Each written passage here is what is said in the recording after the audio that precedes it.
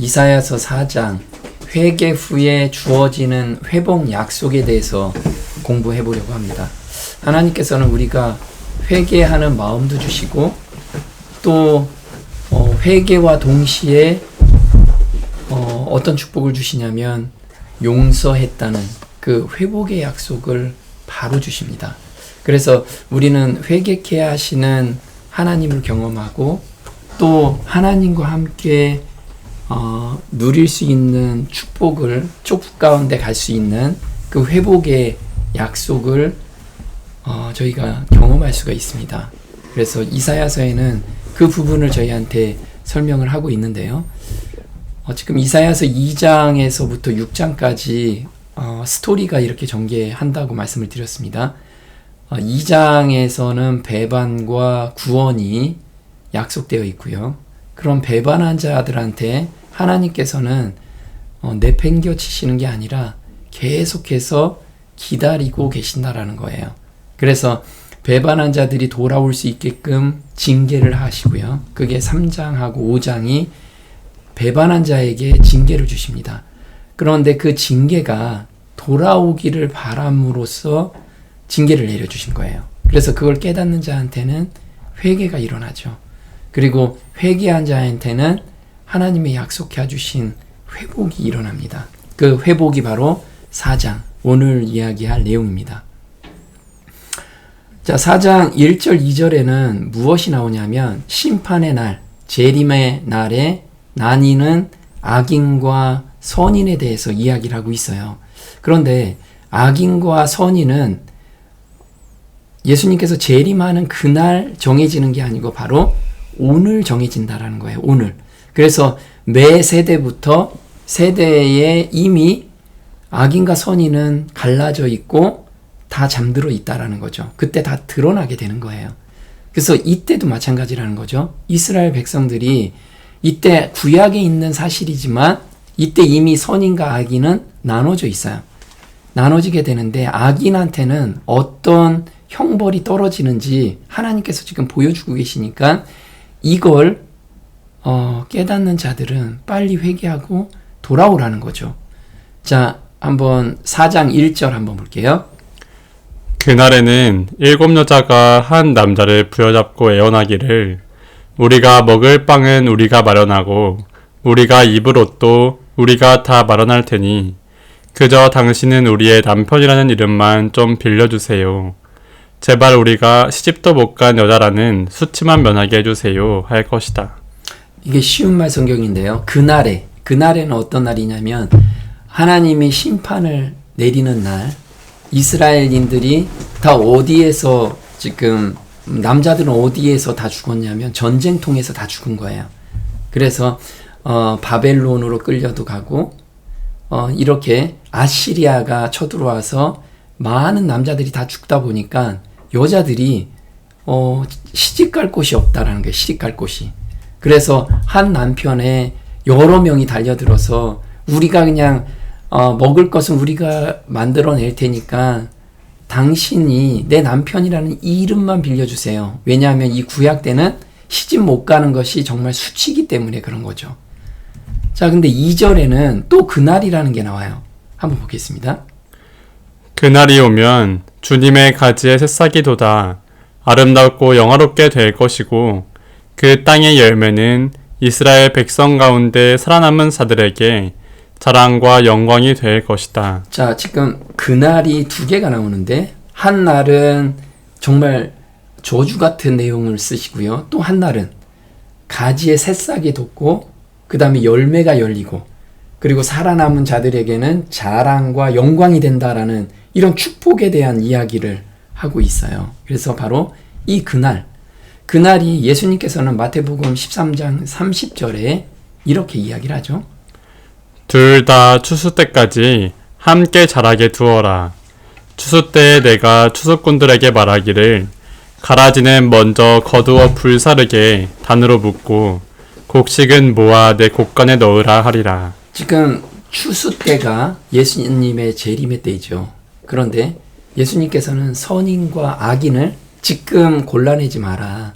그날까지 기다려라 라고 지금 말씀을 하고 계시죠. 지금 우리도 오늘 우리는 계속해서 결정을 하고 있는 거예요. 내가 가라진지 아니면 알곡인지를. 자, 마태복음 25장 31절에는 다른 말로 쓰고 계시죠. 양과 염소로 나누는 거 보겠습니다. 인자가 자기 영광으로 모든 천사와 함께 올 때에 자기 영광의 보좌에 앉으리니 모든 민족을 그 앞에 모으고 각각 분별하기를 목자가 양과 염소를 분별하는 것 같이 하여 양은 그 오른편에 염소는 왼편에 두리라. 네, 지금 말씀하시기를 그날에는 인자가 올 때는 각각 분별하기를, 여기서 보면 각각 분별한대요. 그래서 내가 어떤 무리에 들어가 있어서 구원을 받는 게 아니고 각자의 품성에 따라서 각자의 믿음대로 양이냐 염소냐가 구분이 된다라는 거예요.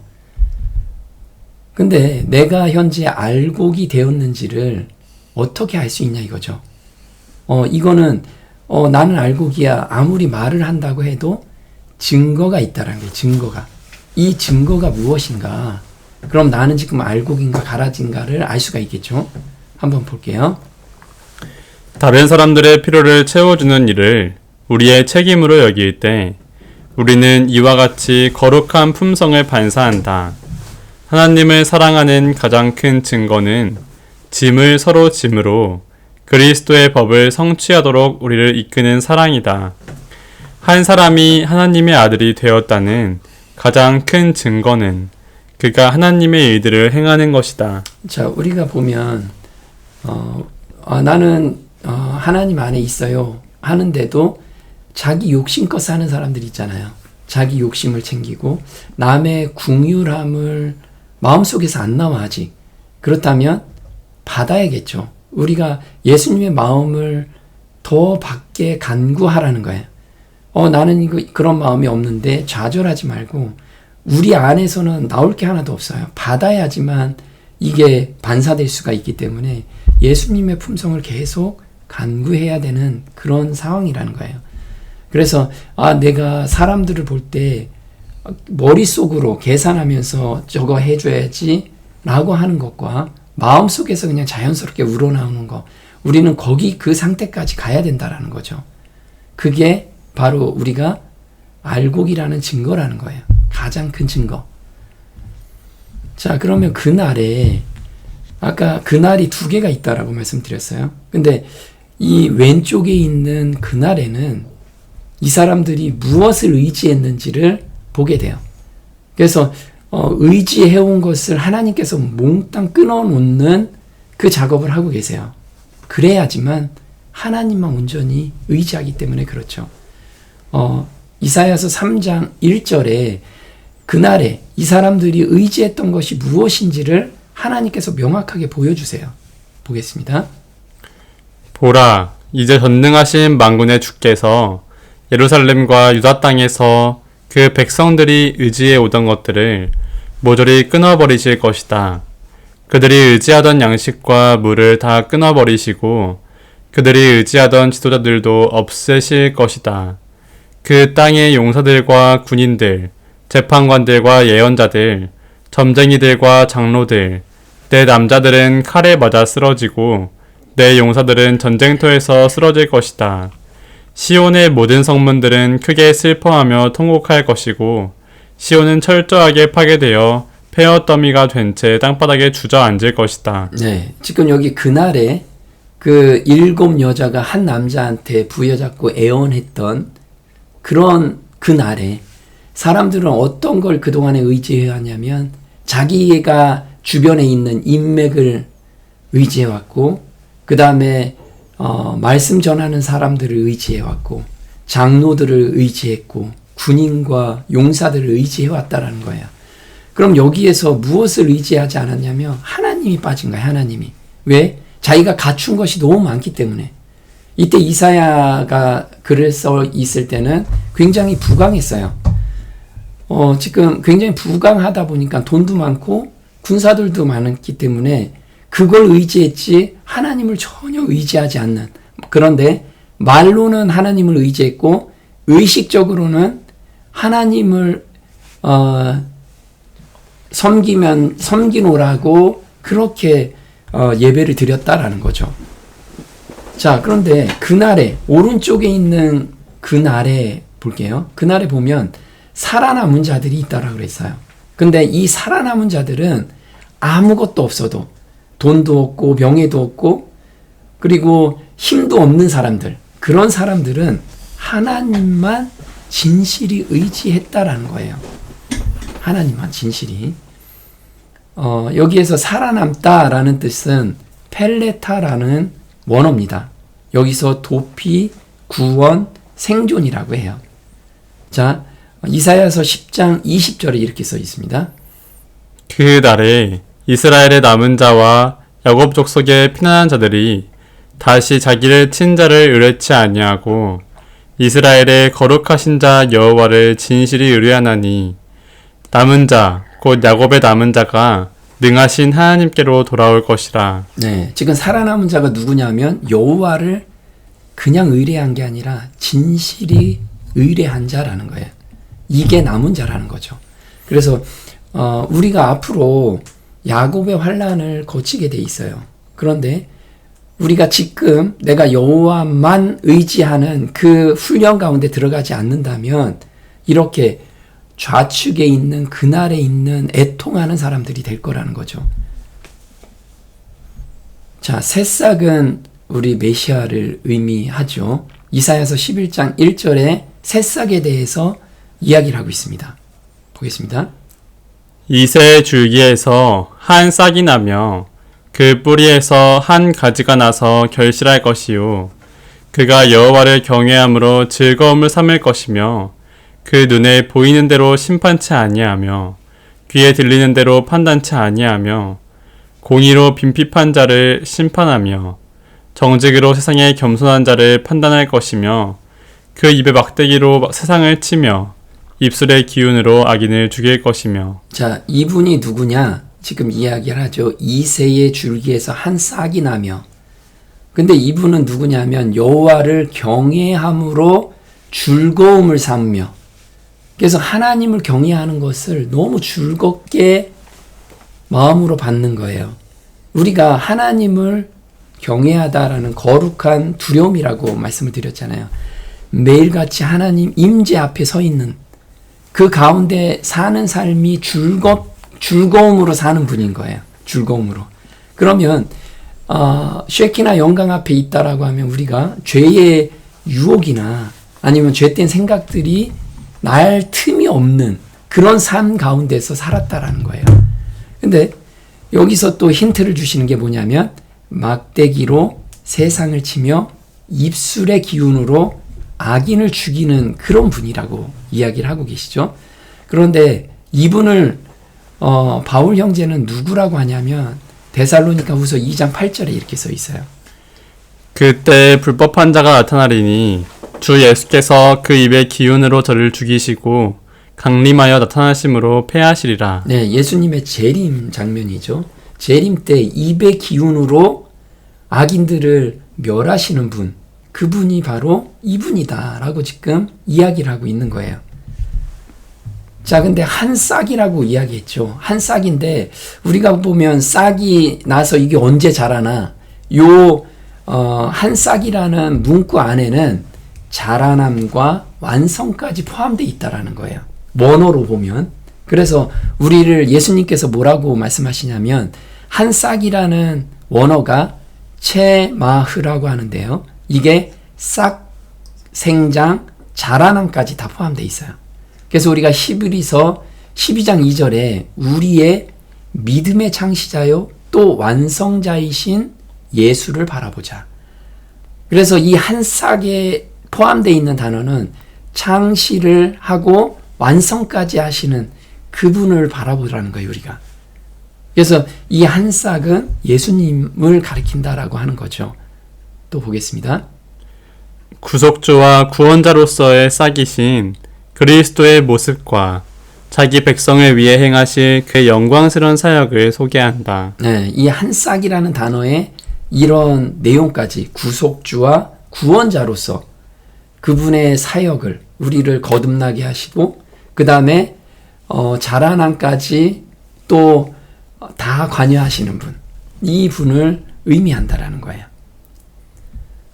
자, 남아있는 무리에 대해서 이야기를 하고 있죠. 이사야서 4장 3절에 그 남아있는 무리는 누구냐면 아까 말씀드렸듯이 하나님만 온전히 의지하고 있는 자라는 거예요.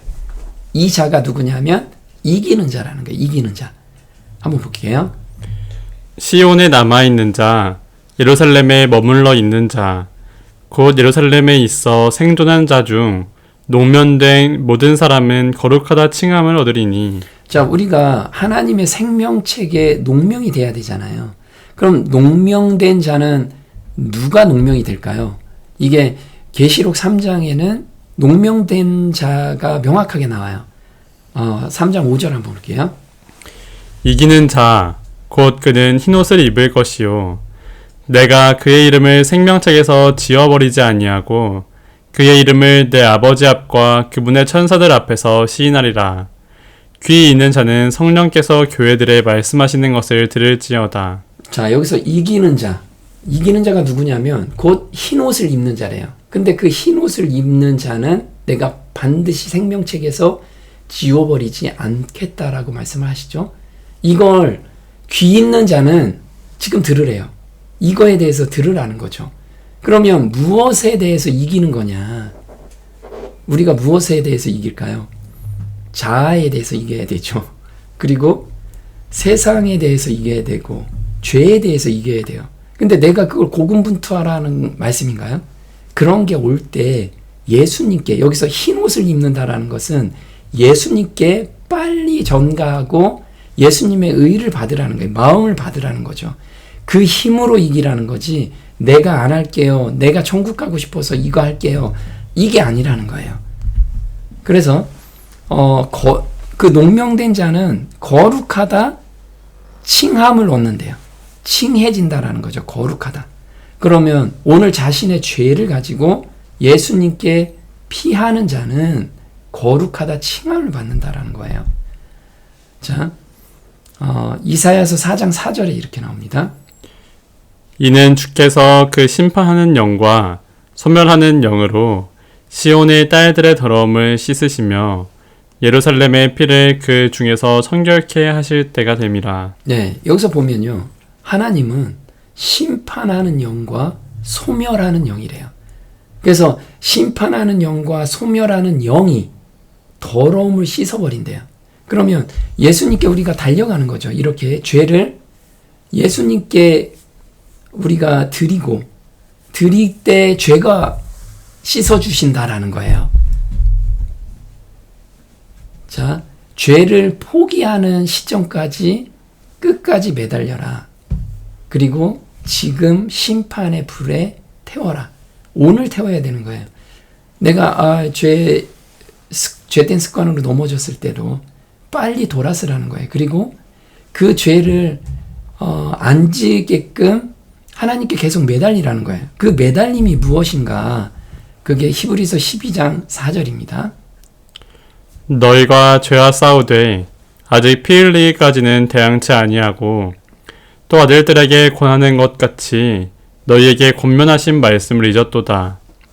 그러므로 우리가 진동치 못할 나라를 받았은즉 은혜를 받자. 이로 말미암아 경건함과 두려움으로 하나님을 기쁘시게 섬길지니 우리 하나님은 소멸하는 불이심이니라. 네, 하나님은 소멸하는 불이시기 때문에 오늘 내가 가지고 있는 자아나 죄된 생각들을 이 소멸하는 불에 태우지 않으면 우리가 예수님 재림 때 내가 타 죽는다라는 거죠. 근데 바울 형제가 여기서 말하기를 죄와 세우되 아직 피 흘리기까지 대항치 아니하였다 라고 말씀을 하고 있어요. 그래서 대항하다, 이 대항하다가 무엇이냐 좀 풀어서 썼으면 좋겠어요.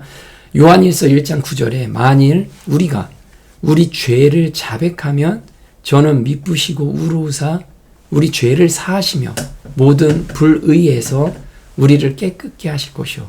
자, 여기서 보면 우리가 우리 죄를 자백하면 이라고 나오죠. 근데 저는 죄를 자백하는데도 또 옛 습관에 또 넘어지고 그러죠. 그럴 때 대항하라는 거예요. 그 대항하라는 뜻이 무엇인지, 자, 참된 자백에 대해서 이야기를 하고 있죠. 참된 자백이라는 것은 죄의 유혹을 약속하신 힘을 통해서 성공적으로 저항하는 것을 자백이라고 해요. 근데 우리가 저 자백했어요 하고 맥없이 또 죄의 유혹이 오면 넘어지죠. 그럼 이게 참된 자백이 아니라는 거예요. 우리는 참된 자백까지 이것도 성령께서 인도해 주시잖아요. 그러면 내 힘으로 지금 하고 있다라는 거예요. 계속해서 저항하는 힘이 없다라고 하면. 자, 잠언 28장 13절입니다. 자기의 죄를 숨기는 자는 형통하지 못하나 죄를 자복하고 버리는 자는 불쌍히 여김을 받으리라. 여기서 보면 참된 자백은 뭐냐면 죄를 자복하고 버리는 단계까지 가야지만 참된 자복이라는 거예요. 그럼 내가 아직 그 같은 실수를 계속 범하고 있다라고 하면 아직 참된 자백까지 간 게 아니에요. 그러면 내 마음을 하나님께 더 매달려야죠. 솔직한 마음으로 자백해야 되는데 내가 아직 거기까지 못 간 거예요. 그래서 하나님께서 불쌍히 여김을 받게 된다라는 건 그 죄에서 온전히 돌아서는 데까지 우리를 변화시켜주는 그 단계까지가 참된 자백이라는 거죠. 볼게요. 죄의 죄됨을 인정하는 것만으로는 충분하지 않다. 죄인은 그의 죄를 버리고 하나님이 주시기로 약속하신 힘으로 유혹에 성공적으로 저항해야 한다. 네, 여기서 보면 죄를 인정하는 것. 우리 죄인입니다 얘기하죠. 저 이런 거 잘못했어요 하는데 거기까지만 하는 것은 충분하지 않다. 죄인은 그의 죄를 버리고 하나님이 주시기로 약속한 힘으로 유혹에 성공적으로 저항해야 된다라는 거죠. 그 저항의 힘이 나오는 거. 그래서 우리는 유혹이 왔을 때 계속해서 하나님께 매달리는 그 단계까지 가는데 우리가 거기에서 그냥 힘없이 넘어가면 안 된다라는 거예요. 그래서 우리는 우리 헌신까지 가잖아요. 그러면 계속해서 하나님께 드리면서 거기에서 계속해서 저항하는 그 단계까지 가라는 거죠. 그럼 거기서 참 마음을 변화되는 마음이 경험하게 되면 그 다음에 유혹이 왔을 땐 좀 더 쉽게 저항할 수 있는 힘, 그 하나님을 매달리는 힘에 그걸 받을 수 있다라는 거예요. 그 간격이 점점 작아지겠죠. 좁아지겠죠. 자, 오늘 거룩하게 사는 유일한 방법은 하나님의 임재를 의식하며 사는 삶이라는 거예요. 자, 이게 이사야서 4장 5절입니다. 그런 후에 주께서는 시온산의 모든 지역과 그곳에 모인 모든 사람들 위해 영영 머무르실 터인데 그들 위에 낮에는 구름과 연기를 만드시고 밤에는 타오르는 불길로 환한 빛을 만드셔서 그 모든 영광으로 예루살렘을 천막처럼 덮어 보호해 주실 것이다. 그리하여 예루살렘을 천막처럼 덮은 주의 영광은 낮에 뜨거운 햇볕을 피하는 그늘이 되고 또한 폭풍과 비를 피하는 피난처와 쉼터가 될 것이다. 자, 이거 우리 출애굽하고 광야 생활을 하는 모습을 여기에다 그대로 써놨잖아요. 근데 왜 하나님께서는 출애굽해서 광야 40년 동안 이렇게 밤에는 불 기둥과 낮에는 구름 기둥으로 이렇게 같이 임재하고 계셨을까요? 이스라엘 백성들이 하나님이 항상 너희와 함께 하고 있다라는, 하나님이 임재해 계시다는 것을 항상 인식하고 살라는 거예요. 그래서 의지하는 것이 너희들이 무엇인가 가지고 있는 것을 의지하지 말고 하나님을 의지해라. 이거를 항상 보여주기 위해서 불과 구름 기둥으로 이스라엘 중심에 항상 계셨던 거예요. 그럼 우리 삶도 마찬가지라는 거죠. 우리가 지금 많은 유혹 가운데 있겠죠. 많은 유혹 가운데 우리는 노출되어 있어요. 특히나 하나님의 말씀을 따라가는 자들한테는 사단이 집중 공격을 하겠죠. 누구보다도 많은 시련을 주고 누구보다도 많은 유혹 가운데 우리가 빠져들어가 있어요. 왜냐하면 사단이 놓치기 싫으니까. 그러면 그 가운데서 우리가 넘어지지 않는 가장 유일한 방법은 하나님의 임재를 항상 의식하며 살아야 된다는 거예요. 의식하면서. 여기에서 광야 40년 동안 모든 사람이 다 죽었죠.